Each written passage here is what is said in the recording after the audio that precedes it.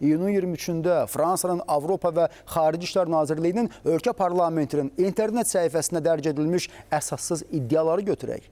Bu da Azərbaycana qarşı növbəti siyasi riyakarlıqdır.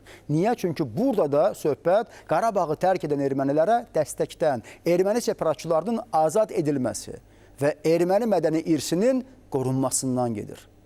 Başqa sözlə, senari eynidir və bu senarilərin birbaşa Yelisey sarayında hazırlandığı artıq hər hansı şübhə doğurmur. Odur ki, Azərbaycan Xarici İşlər Nazirliyinin cavabı da kifayət qədər açıq və net oldu.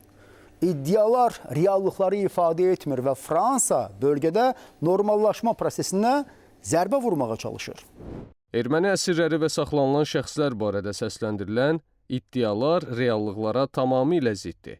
Saxlanılan erməni əsirli şəxslər milli qanunvericiliyə və beynəlxalq hüquqa uyğun olaraq konkret cinayət əməllərinə görə məsuliyyətə cəlb ediliblər.